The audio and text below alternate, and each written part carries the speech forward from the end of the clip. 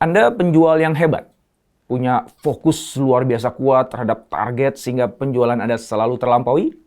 Selamat. Anda kemungkinan tidak pandai membangun bisnis.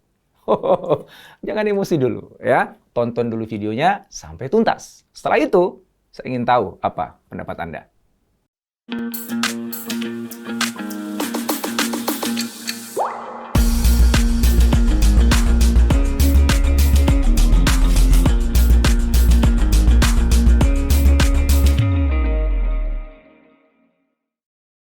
Begini, banyak orang beranggapan ketika mereka berhasil menjual produk dalam jumlah besar, apalagi bertubi-tubi, maka mereka punya bisnis yang baik.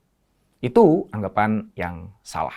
Sales bukan bisnis. Sales itu bagian dari bisnis.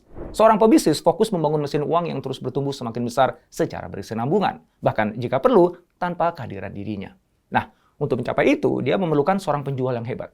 Karena dia perlukan uang hasil penjualan itu sebagai bahan bakar pertumbuhan bisnisnya. Bagaimana lagi cara dia membayar gaji karyawan, biaya operasional, dan ongkos produksi? Itulah dudukan sales dalam bisnis, sebagai sumber renewable energy bagi pertumbuhan bisnis. Seorang sales manager yang hebat akan membagi-bagi target triwulan jadi bulanan, kemudian bulanan jadi mingguan, mingguan jadi harian.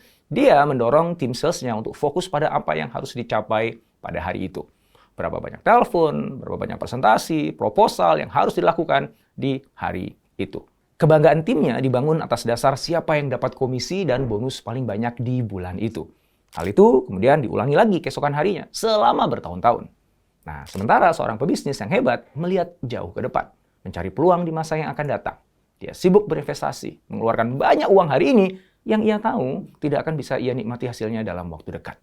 Ia tidak tertarik menumpuk banyak uang hari ini. Setiap rupiah yang ia peroleh justru ia keluarkan lagi, digunakan untuk membayar orang lain, menciptakan produk, dan membangun sistem.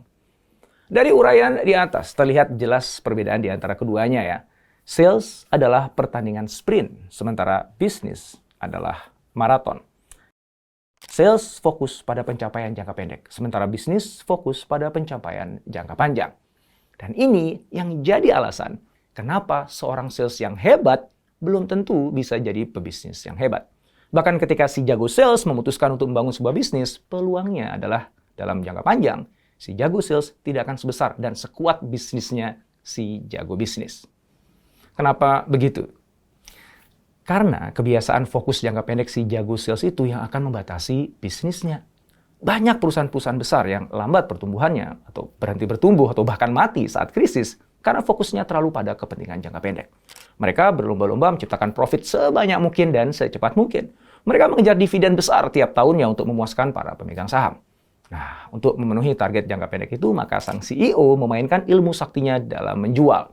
Di saat yang sama, menekan biaya sekecil-kecilnya. Walhasil, target profit tercapai. Tahun berikutnya, tentu saja target profit dan dividen naik lebih tinggi. Maka ia peras lagi produk andalannya. Dia jual lebih banyak lagi, potong anggaran lebih ekstrim lagi. Semua biaya yang tidak terkait langsung dengan upaya penjualan, potong. Termasuk biaya pengembangan SDM dan research and development. Siklus itu berputar terus dari tahun ke tahun. Persis seperti ketika ia masih menjabat sebagai sales manager. Dia lupa bahwa produk itu ada siklus hidupnya. Ada saatnya tumbuh dan ada saatnya mati. Dia gagal melihat pergeseran kebutuhan pelanggan. Dia juga tidak sadar bahwa para pesaing sedang gencar-gencarnya menciptakan inovasi yang akan membuat produk andalannya itu tidak lagi relevan. Di saat yang sama, ia tengah berupaya membahagiakan para pemegang saham hari ini. Sesungguhnya, dia sedang mengantarkan perusahaannya menuju jurang kehancuran esok hari. Bahkan ketika, katakanlah, perusahaannya bisa selamat dari kehancuran, tetap saja kinerja usahanya akan kalah jika dibandingkan perusahaan yang berorientasi jangka panjang. McKinsey Global Institute melakukan analisa berdasarkan data keuangan dari 615 perusahaan sejak tahun 2001 hingga 2015. Dan mereka ingin melihat perbedaan kinerja perusahaan yang fokus pada jangka panjang dan perusahaan yang fokusnya pada jangka pendek. Hasilnya, mereka menemukan perbedaan yang dramatik. Perusahaan-perusahaan yang memilih untuk fokus berinvestasi jangka panjang dan tidak silau dengan pencapaian keuangan jangka pendek memiliki pemasukan atau revenue 47% lebih tinggi, dengan tingkat pertumbuhan 36% lebih tinggi dibandingkan perusahaan yang fokus pada kepentingan jangka pendek. Selain itu, mereka juga memberikan kontribusi sosial ekonomi yang lebih tinggi, di mana rata-rata membuka 12.000 lapangan pekerjaan lebih dibandingkan perusahaan setara. Nah, itulah kenapa seorang sales hebat belum tentu bisa jadi pebisnis hebat. Walaupun bukan berarti Anda yang saat ini jago sales tidak bisa bangun bisnis besar ya. Bisa aja kalau Anda mau. Hanya saja jangan berpikir bahwa kesaktian Anda dalam sales hari ini akan menjamin bisnis Anda besar di masa datang. Karena sales dan bisnis itu dua permainan yang berbeda. Ukuran kesuksesan dan kunci keberhasilan keduanya juga berbeda. Jika Anda serius ingin membangun bisnis, maka mulailah dengan melihat jauh ke depan. Ambil celah kesempatan yang terbuka di pasar. Ciptakan produk yang tepat menyelesaikan masalah pelanggan Anda. Kemudian investasi di orang dan sistem. Dan bersiaplah untuk miskin dulu selama beberapa tahun ke depan. Jadi gimana menurut Anda?